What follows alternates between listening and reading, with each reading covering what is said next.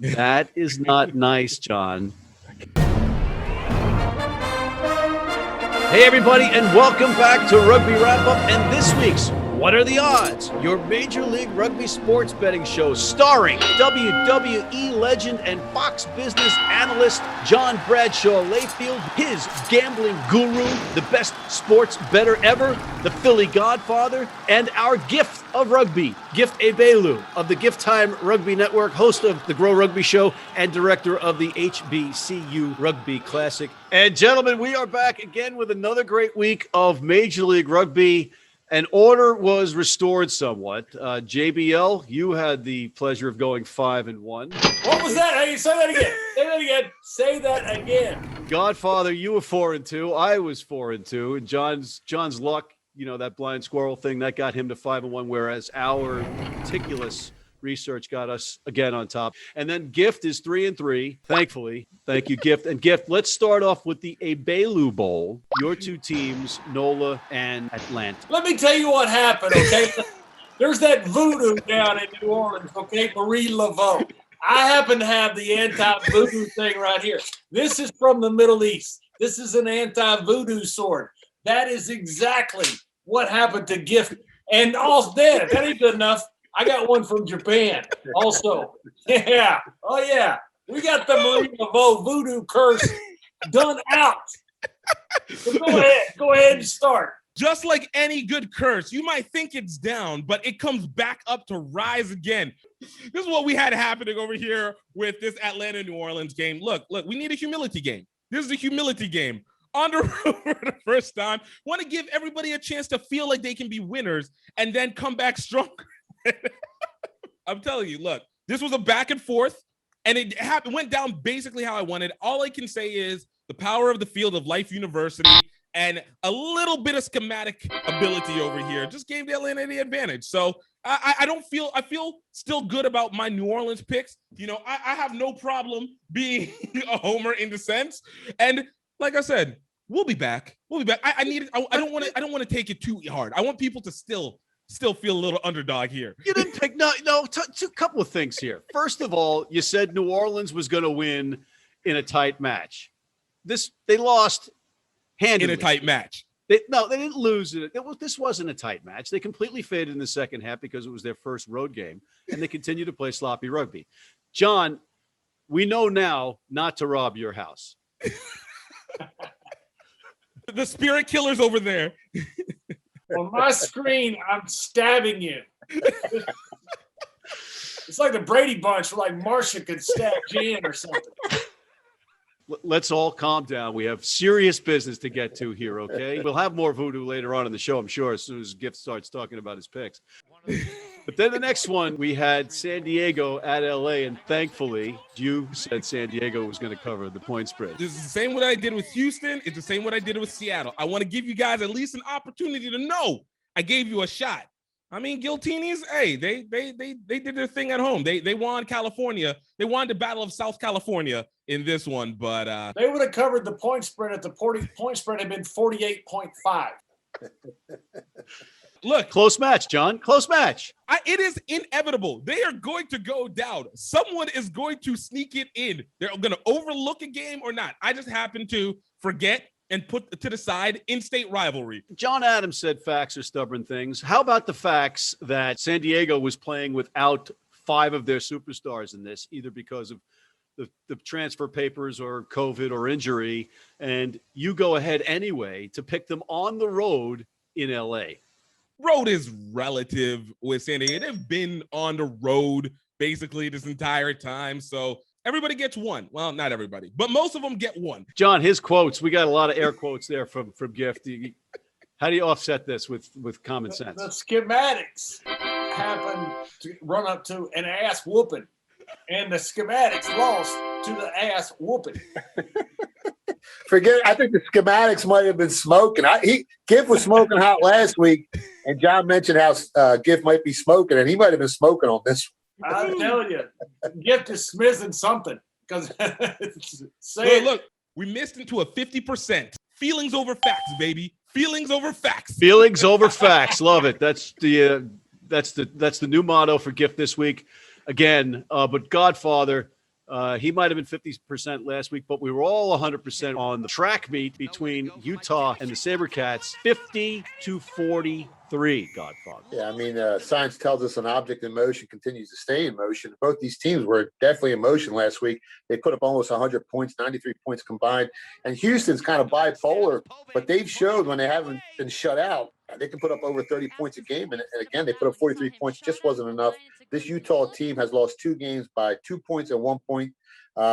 They could very well be 5-0 on the year. They're 3-2. They're putting up a ton of points. This is a very dangerous team at home with that altitude, and we see what that altitude does to the defensive side of the ball here. There was absolutely no defense played in this one, and they put up close to 100 points, like I said earlier. So great game to watch if you love offense. JBL, you'd think that if you had the over was 55, that would be a little bit high, and they obliterated that in that altitude. Yeah, like the Philly Godfather said, how do you bet on this team? I mean, this team goes 2 games without scoring a point, and then they average over 30 points in the games that they are scoring. So it's an absolute schizophrenic side there in Houston. I like Houston. I think they're a great club, but it's just hard to figure out which Houston is going to show up which week. Is that your ass kissing for Texas because you picked against them? Is that what that was? I didn't pick against Houston. You picked Utah, so that would be that you picked against Houston. I get it. I did pick against Houston. Okay, listen. All right. No, Jay, you picked 4. You picked 4 Utah in support of Houston. That's God, kumbaya. Well, it's always money over state pride. You know how that works, Matt. Money over state pride. And Houston, I mean, they 2 weeks in a row they've played tough. They played the Giltinis tough, and they came back and played Utah tough, which I didn't expect this to be that close of a game. We'll have a big community hug for the good guy picks. Well, we picked the right ones. Anyway, Toronto went into New York in Jersey City. I happened to be there and thumped them. And truth be told, after we saw the lineup changes that we didn't have when we taped this show, I went up to the staff of Toronto before kickoff and said, you're going to win this match. I had no idea it was going to be by that much. I thought it was going to be by 10. New York had Andy Ellis out. He was on the bench for a much-needed rest at the start of the game. No knock on Connor McManus. But they were also without their 2 starting centers because of injury. And, of course, none of us had that information. But we all picked New York. John, you had mentioned New York's poise in picking them, and they had absolutely no poise. Can you imagine someone like Joe Buck, not to compare you in any way to Joe Buck, or maybe Sally Buck, his cousin who works at a store down the road, but maybe Joe Buck showing up to the LA Dodgers and saying, you guys are going to win this game. What kind of unbiased Buck has his nose so far up people's asses on a daily basis. You're the announcer for the game. You're supposed to be right down the middle, and you're going down and telling one of the teams that you're going to win. Well, I want to give fans a little bit of heads up here. I watched the game, and I heard your commentary, and then I put it on mute, and it gave it so much better. It was like really good with no commentary. Yeah. Well, you have a hard time with certain words. They're bigger than what you're used to figuring out. So I get it. New York fell apart. They have been playing disciplined rugby. They've been playing tight. They've been playing very well. It was unlike Rooney to do something like that. But Godfather, this is the Arrows team that we saw on paper before the season started. And now they all know their names, especially in that back line, because they've got the continuity in the pack. But the backs, these superstar backs from Uruguay and Argentina and Canada, all are now gelling. Yeah, they put up over 100 points over the last 2 weeks. And New York played almost as good as the commentary was on TV. And JBL told me to say that before the show, just so you know, man. Come on. I'm an easy target. Come on. Bring it. Bring it. Youngest of 4 boys. I can handle it. Okay? Gift, speaking of handling it, New York could not handle Montero, the 6'4" Argentinian star on the wing for Toronto, who was all over the pitch. They have been looking dominant really the last couple weeks. I mean, this is 2 50-point games in a row. I think they're getting used to the not Toronto weather. They're getting used to that south. And when you take the power from Atlanta, you're taking the power from all these nice little warm weather places, everything becomes a track meet. It's funny you said that because Chris Silverthorne, the director of rugby and head coach, said, we're getting used to the not-so-Toronto weather, and that's helped us immensely. Bradshaw. He did not say that. The next one up was New England's Free Jacks going into our nation's capital to face Old Glory. John, right in your adopted hometown. The result was in favor of the hometown Old Glory. There's John's ball. Yes. But no, Old Glory is a different team at home. They play really well. They had a COVID sellout. I think it's 25%. They're a very structured team. They're exactly what I said about New York last week when New York fell off the cart in that game against Toronto. But they played a very good, solid game, and this is a really good week for them. The week coming up may not be so good. It was a great win for Old Glory. John, you and I got that one, right? Godfather, you were lumped in with Gift, and John's strategy was basically just to pick against anything that Gift said. Yep. I mean, the schematics got me. The voodoo got me. I heard the announcer that was announcing the New York game also announced the home game for DC. I don't know if that's true or not. Maybe that got me as well. That's not true. Yeah. But not true. Yeah, but it might have been a carryover effect for you. I'm not betting against JBL at home against this DC team again. I learned my lessons. Seattle at Austin. John, you can follow this one up because your home state and your hometown had a pretty good weekend. Yeah, Gift and I were wrong. Gift thought they'd score no points. I thought they wouldn't score into double digits. I'm surprised they scored 15 on them. I really am. Austin put up almost 100 points on them. I think Austin really broke out finally. Austin's got an incredible defense. I think Austin is really gelling as a really good team, and Seattle has a lot of problems. It was just too easy. Austin had given up an average of 11 points per game over the previous 3 weeks. They gave up just 15. If you guys remember, I talked about how Austin was going to put up a ton of points this week against this bad Seattle team, and it was going to get very, very ugly, and it got ugly. It was a no-brainer for all of us, actually. I told you this was going to be the week that we finally got to see Austin have a breakout offensive game. Now everybody gets to actually see what this potential offense could be. And I don't know if Austin will be able to run with it, but hands down, still the best defense. And Seattle is basically your run-of-the-mill look-over game at this point. Good stuff, Gift, but we got to take a quick break. We'll be right back with our money-making picks after this. Been blind since I was 4. And I've never seen a beer commercial or a beer label. None of that stuff influences me. I drink beer because of the taste. And my beer's Pabst Blue Ribbon. It has the taste and the flavor. What do you think's on the label? I think there's a naked woman riding on a unicorn, jumping over fire.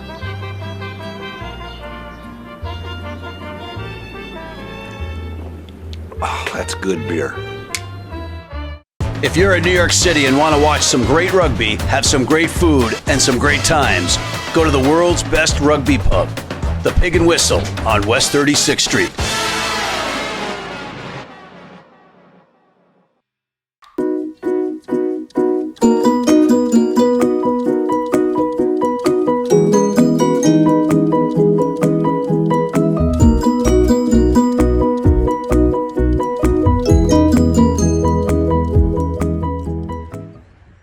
We are back.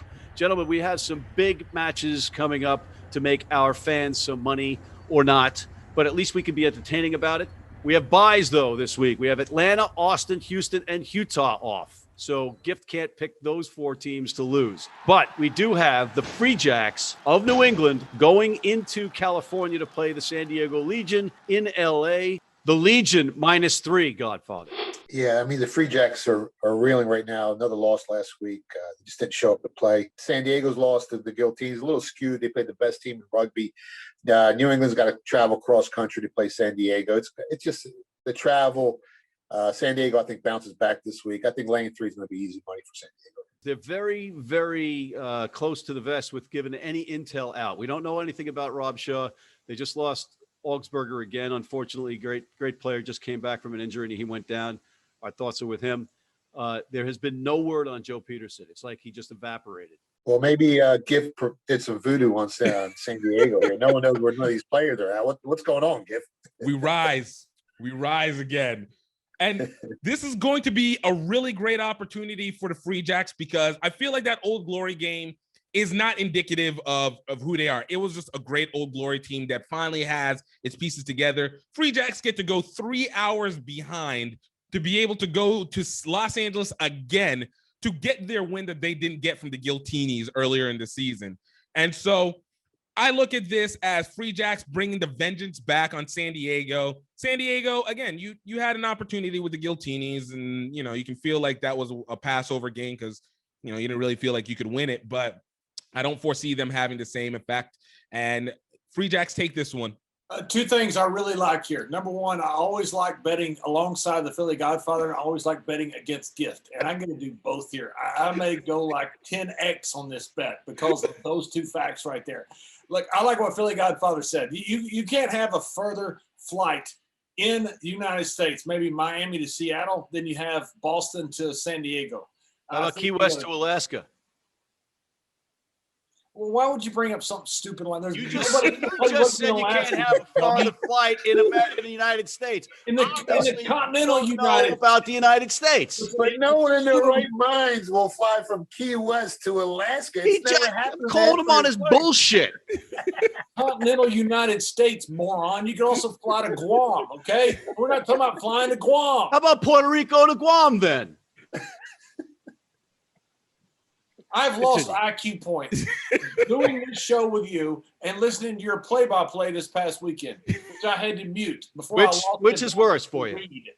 Pretty equal. I can't mute you on this because you run the thing. You run the Zoom call, so I can't mute you on this. I can mute you on the play-by-play. This is your purgatory.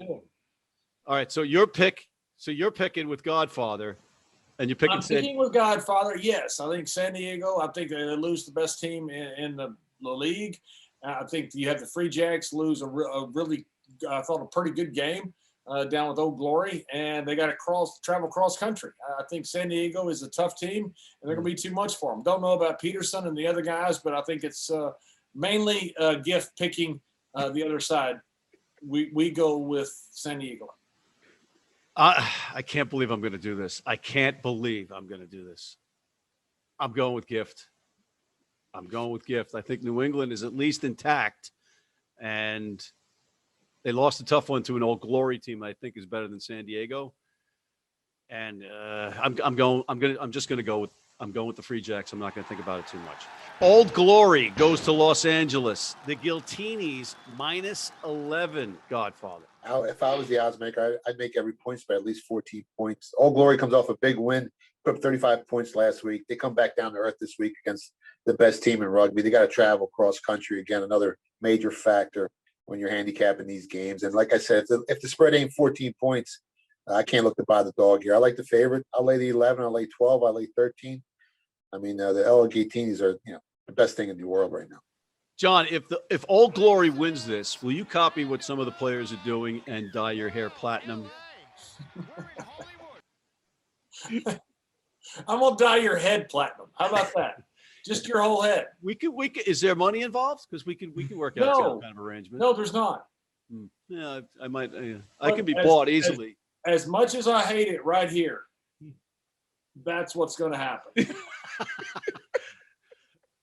So you're picking the Giltinis. I am. 11. I think Godfather's right. The Old Glory is walking into a buzzsaw out there, and I just don't think they can match up with them. The backs of L.A.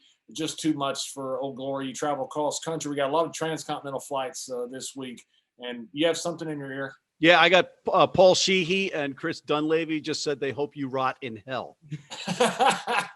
Paul Sheehy is my neighbor. Hopefully he's not watching this. I'm sorry, Paul, that I did that. But I don't think they're going to win this week. As much as I give the Free Jacks the ability to get that 3 hours back and be able to go to the West Coast and get their win back, I do not give that same benefit to Old Glory. I think it's LA inside the Coliseum gets just a different kind of energy to it. They're going to score another 40 points. Old Glory has yet to score 40 points. The defense is still up and coming, but it still lets a lot slip through. Giltinis are going to run with this at their home. I don't see the Giltinis actually faltering anything until about July. So it's just not going to be really favorable. What day in July, Gift? July 2nd. This is where it begins. The beginning of the end for the Giltinis run of wins. Okay. He just talked me out of my pick. Puff pass. I'm going with the Giltinis -11 on this one.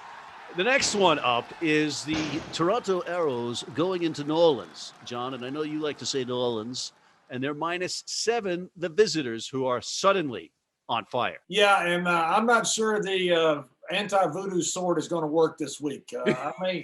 I know Gift's a bit of a homer, but I'm a bit of a homer too for my Texas teams and my Old Glory team here. So I'm a bit of a homer for about half the teams in the league right now.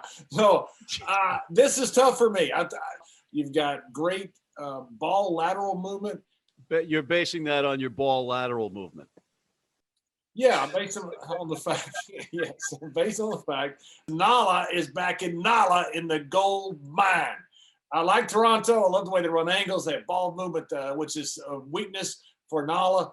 But when you're giving up, when you're getting 7 points as a home team and a home dog, NOLA, I'm going with New Orleans here, and Mr. Gift, and Marie Laveau, and Nick Cage and his mausoleum that he's going to be buried in right by Marie Laveau, and Bourbon Street, and the beads being thrown off the balcony. I'm going all in on Nolans. New Orleans is going back into the gold mine, just like John said.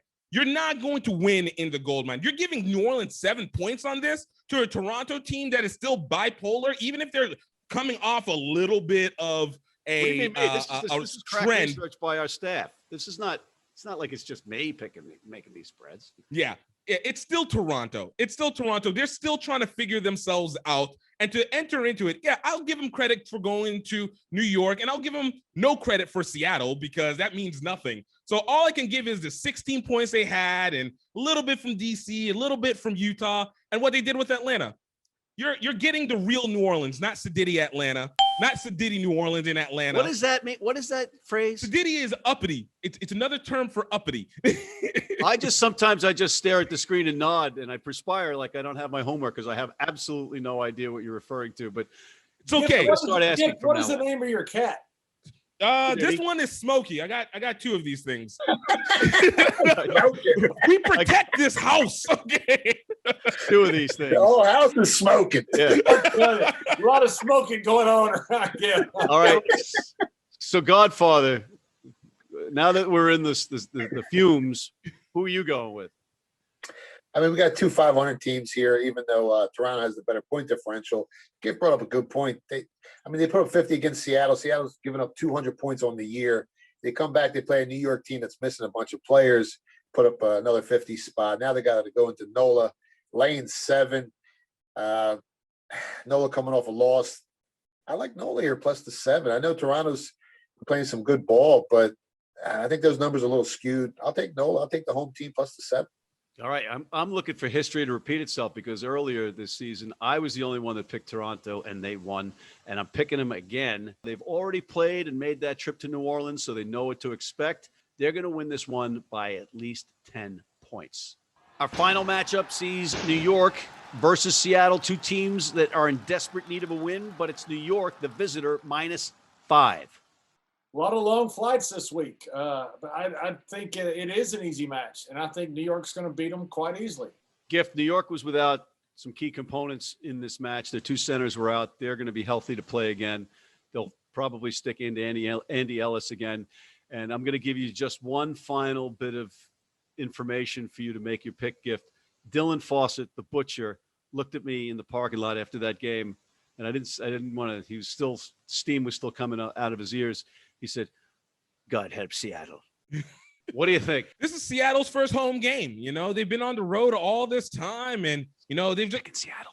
They've been getting their butts whooped, and they're gonna come back and continue the trend of getting their butts whooped because look, it's not gonna go favorably.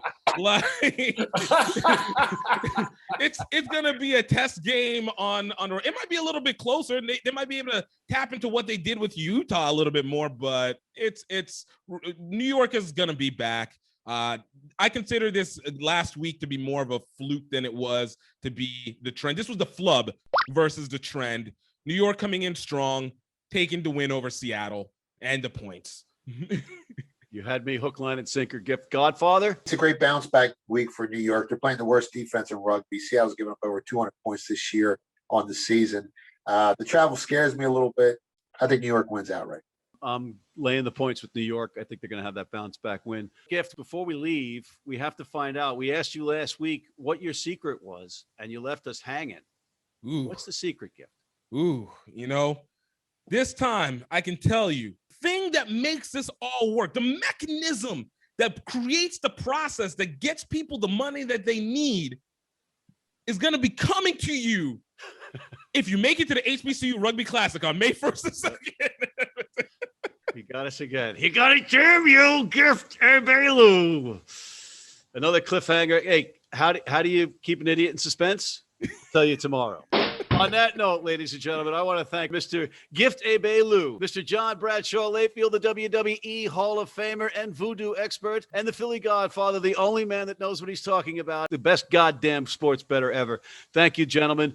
Please, ladies and gentlemen, tune in next week. But in the meantime, check out our other segments, which include our Major League Rugby show, our Global Rugby Recap, Martial Law, the Zack Attack, and please sign up for our American Red Cross Rugby Wrap-Up Blood Donor Tea.